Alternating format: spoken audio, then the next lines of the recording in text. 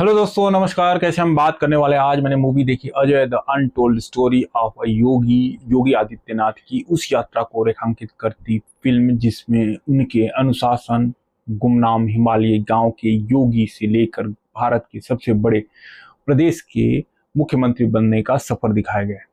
अगर हम बात करें, फिल्म का फोकस सत्य और सादगी पर रहता है और ग्लैमर या सनसनी के लालच से दूर रहता है। स्पिरिचुअल पर्सनालिटी में नायक की छवि प्रस्तुत की जाती है, न कि चमक धमक पे। कहानी की अगर हम बात करें तो कहानी की शुरुआत एक शांतिपूर्ण हिमालयी गांव से होता है, जहां छोटा अजय यानी भविष्य के योगी साधारण आदर्श, संस्कार और त्याग के साथ बड़ा होता है। अगर हम बात करें पृष्ठभूमि में, माता पिता गरिमा विक्रांत सिंह और पवन मल्होत्रा यानी गुरु महंत अवैधनाथ यानी परोस रावल और गांव के लोग मौजूद थे, जो अजय की सोच, उनके फैसलों और जीवन विचारों को आकार देते हैं। अच्छा, अजय का शहरीकरण, कॉलेज की राजनीति और नैतिक दुविधाओं का सामना, महंत अवैधनाथ के संपर्क से ब्रह्मचर्य ग्रहण करना, गुरु भक्ति, समाज, राजनीति और राष्ट्र सेवा के लिए प्रथम कदम, सभी को बेहतरीन रिसर्च के साथ प्रस्तुत किया गया है। अगर हम बात करें कैरेक्टर परफॉर्मेंस की, तो अनंत जोशी मुख्य भूमिका में अजय से योगी तक के ट्रांजेक्शन को उन्होंने दमदार, सटीक और संयमित तरीके से निभाया, जो कि बहुत ही खूबसूरत लगता है। कहीं भी ऐसा नहीं लगता कि ये योगी आदित्यनाथ नहीं है। परेश रावल महंत अवैधनाथ के किरदार में वे मार्गदर्शक, गुरु और समाज सुधारक के रूप में पूरे प्रभावित दिखे हैं। पवन मल्होत्रा पिता के रूप में कठोर लेकिन अनुशासित, जो बेटे के लिए आदर्श बनते हैं। गरिमा विक्रांत सिंह माँ के रोल में उनका प्यार, दर्द और उत्साह भावात्मक बादल बनकर उभरता है। निरहुआ यानी दिनेश लाल यादव पत्रकार के रूप में अभिनय सरल, सहज और फार्मूलाबद्ध नहीं लगता। निर्देशक अगर हम बात करें डायरेक्शन और राइटिंग की, तो रविंद्र गौतम की खासियत है कि वो कहानी को सच्चाई, सादगी और आध्यात्मिक के साथ प्रस्तुत करते हैं।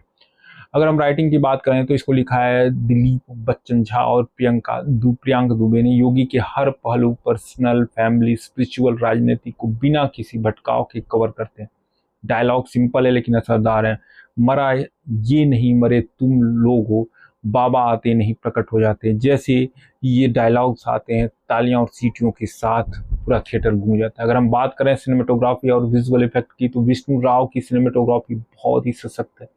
हिमालय की खूबसूरत, गोरखपुर का रंग, राजनैतिक रैलियों का रौनक, सब कुछ विवेकपूर्ण ढंग से शूट किया जाता है। अगर हम बात करें म्यूजिक बीजीएम की, तो मीट ब्रॉडकास्ट म्यूजिक परंपरागत भारतीय वाद्य यंत्रों के साथ भावनाओं को गहराई से पेश करता है। हालांकि कुछ गाने यादगार नहीं है, बैकग्राउंड स्कोर कहानी की टेंशन, इमोशन और प्रेरणा को भी उभारने में सफल रहता है। अगर हम बात करें सोशल पॉलिटिकल कॉन्टेक्स्ट की, तो फिल्म का फोकस केवल राजनीतिक उपलब्धियों पे नहीं है, बल्कि योगी के आदित्यनाथ के भीतर के संघर्ष, स्पिरिचुअल ग्रोथ, नैतिक मूल्य और सक्सेसफुल लीडर बनने के फार्मूले पे।